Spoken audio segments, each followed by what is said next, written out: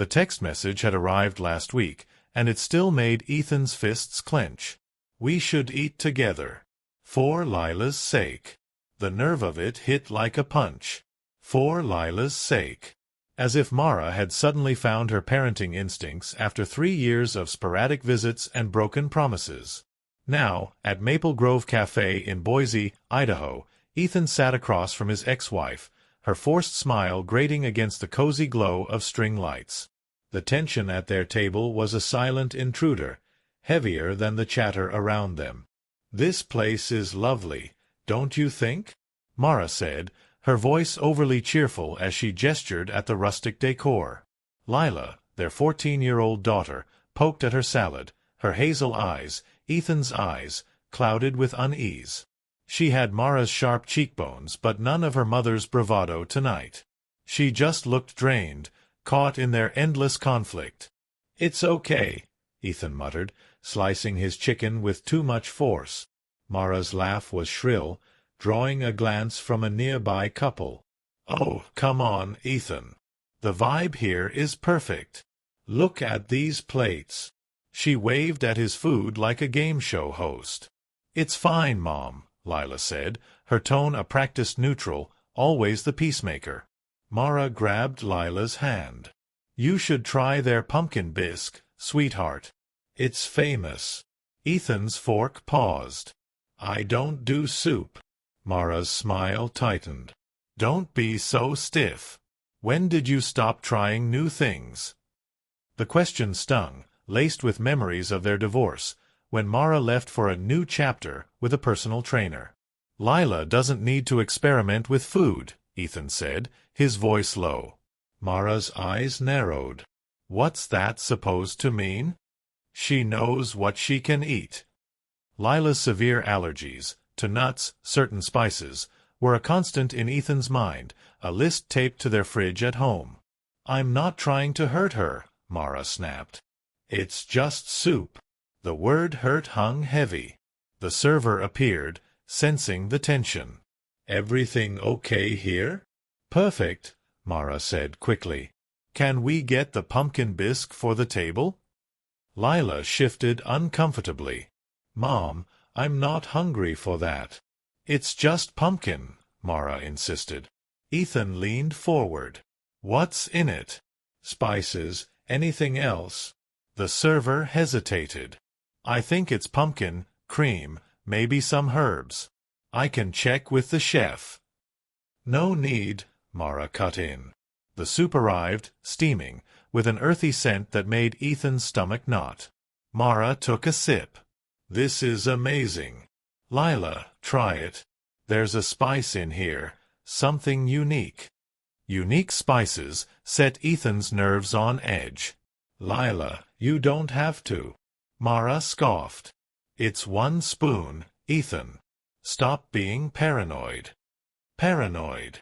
The word Mara had weaponized during their marriage, dismissing his vigilance over Lila's allergies. Lila looked between them, pale, trapped. "It's okay, Dad. I'll try a little." "No," Ethan said sharply. "You don't have to." "You're scaring her," Mara said, her voice rising. "She's 14. She can handle soup." Lila took a reluctant spoonful, swallowed, and reached for her water. "It tastes weird," she said, drinking again. Her breathing hitched slightly. Ethan's heart raced. "Lila, you okay?" "I'm fine," she said, but her hand touched her throat. Then she gasped, a small, panicked sound. Ethan was up instantly, kneeling beside her. "Call 911, he shouted, grabbing Lila's EpiPen from her bag. Her lips were swelling, red patches spreading on her neck. He jabbed the pen into her thigh.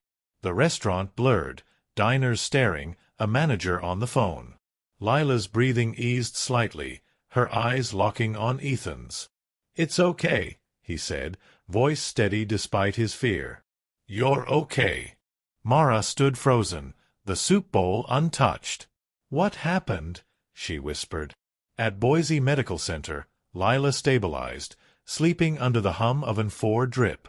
Mara sat across from Ethan in the waiting room, defensive. I don't get it. It was just soup. You said unique spices, Ethan said coldly. You didn't check the ingredients. I'm not a chef. Mara's voice cracked. Why are you blaming me? When did you last review Lila's allergy list? Silence. You pushed her to eat something you didn't verify. That's not parenting, it's reckless. The lawyer's office smelled of cedar and ink. Sarah Klein, Ethan's attorney from the divorce, listened as he recounted the cafe incident. This isn't the first time, he said. Lila told me about other times, almond milk in a smoothie, shrimp at a picnic. Can you document those? Sarah asked. Lila can write it down. Her aunt saw one incident. Medical records exist for past reactions. Sarah nodded. You want full custody? Yes. Joint custody isn't safe. The courtroom in Ada County Courthouse was stark, its fluorescent lights unforgiving. Judge Clara Holt, a veteran of family law, heard Ethan's emergency motion. On September 12, 2025, Lila suffered a life-threatening allergic reaction due to her mother's negligence, Sarah began, presenting hospital records and witness statements. Mara's attorney, Ellen Ward, countered, this was an accident. Ms. Carter is a devoted mother unfairly targeted by an over-controlling ex-husband. Judge Holt's gaze was sharp. Ms. Carter, why didn't you verify the soup's ingredients? Mara faltered. I thought it was safe. Not thinking isn't an excuse, Holt said. I'm granting supervised visitation pending a full hearing. Ms. Carter must complete an allergy management course. 6 weeks later, Ethan won primary custody.